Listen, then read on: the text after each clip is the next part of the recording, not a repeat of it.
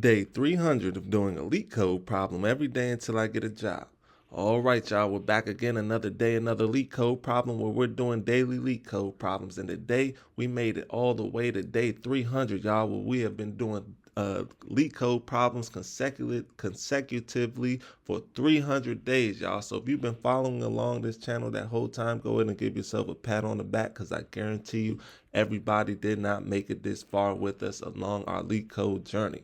Now, today we have question number 75, sort colors. The difficulty level is medium, but before we get started, y'all, don't forget to like, comment, and subscribe. And if you need any new Apple AirPods, go ahead and check out that link in the description so you could get you some. Now, let's see what the question says. Question says, given an array nums with n objects colored red, white, and blue, sort them in place so that objects of the same color are adjacent with the colors in the order red, white, and blue.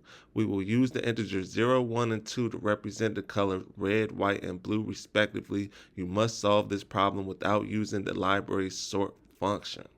So, sounds simple enough, y'all. Let's go ahead and take a look at these examples so we can make sure that we're doing the problem exactly how they want us to do it. So in example 1, we have the input nums equals an array of integers 2, 0, 2, 1, 1, 0. Now each one of these numbers represents a color. So as you can see, 2 represents blue, 0 represents red, and 1 represents white.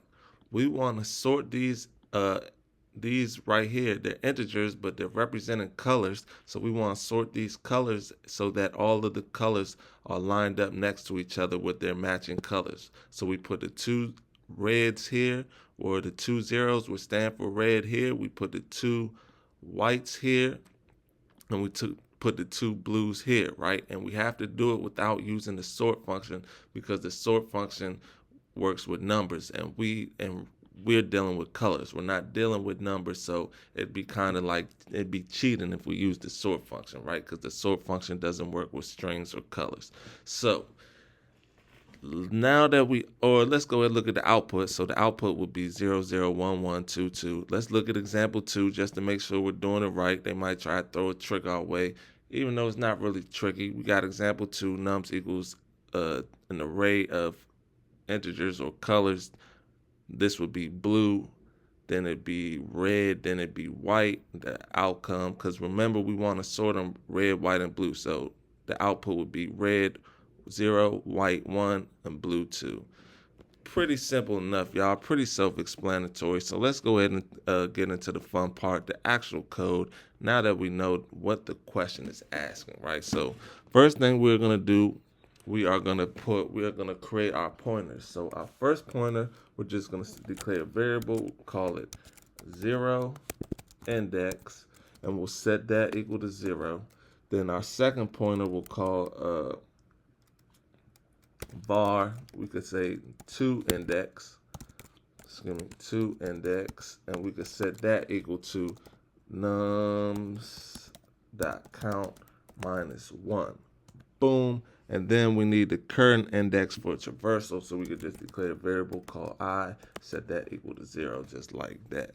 Now we need to find a way to iterate through these pointers or indexes. So in order to do that, we could just say while I is less than or equal to 2 index, we're going to open up the bracket.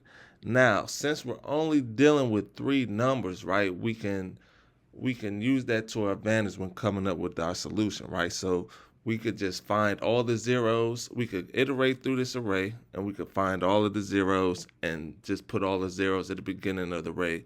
Then we could iterate through the array and find all the 2's and make sure we put all the 2's we put all the zeros at the beginning of the array. Then we can iterate and find all the 2's and make sure we put all the 2's at the end of the array. And then the 1's will sort themselves out in the middle just naturally by doing that, since there's only 3 elements or 3 values that we have to work with.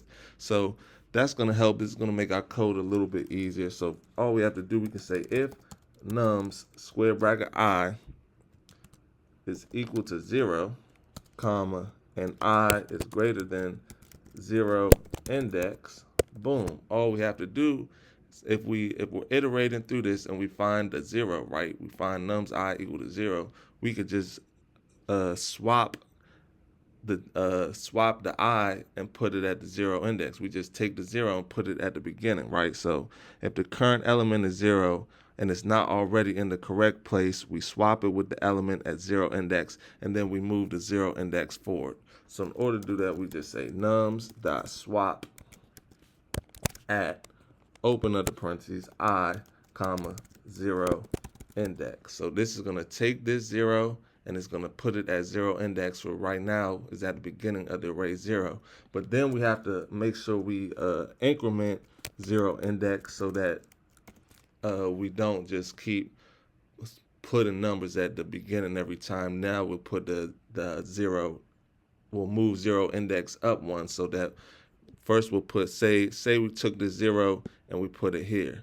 Now we're going to move the 0 index here, so when we find another 0, we'll put that 0 here. So to do that, we just increment 0 index, and we can say 0 index plus equals 1, just like that.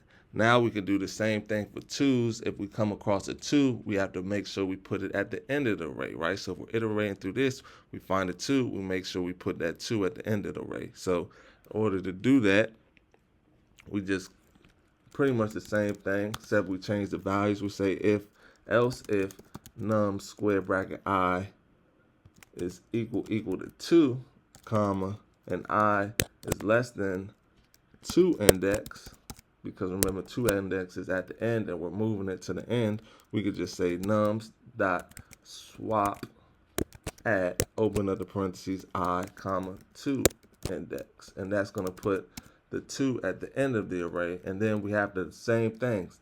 So say we take this 2, we swap it, we put it at the 2 index. Now we have to decrement 2 index so we could put the next 2 right here, right? When we swap this 2 with the 2 index will be right here ready to get swapped. So to do that, we just say 2 index minus equals 1, just like that. And else, if all else fails, we could just say else, open up the bracket, because if it's an else, that means it's going to equal 1. So if the element equals 1 or is already in the correct place, we just need to move to the next index. So we could just say I plus equals 1, just like that. Now let's give it a run, y'all. Should be all she wrote. Simple enough. Look at that code. That's some simple, easy to understand code. Oh, we got an error. Swap at, what does it say? Has no member swap at. Oh, excuse me. That is a typo. Swap at, not swapped at. Sorry about that. Let's go ahead and run it again. This code is too easy not to get it on the first try. Now let's go ahead and submit it now that we know it's accepted. Let's see. Look at that, y'all. 0 milliseconds beats 100% of users with Swift. That's what I'm talking about. Those are some good numbers right there. Those are the numbers that I like to see, y'all, and I hope y'all like to see these numbers too. I hope y'all learned something today, and I hope to see y'all here tomorrow for another day, another LeetCode problem. I'll see y'all then.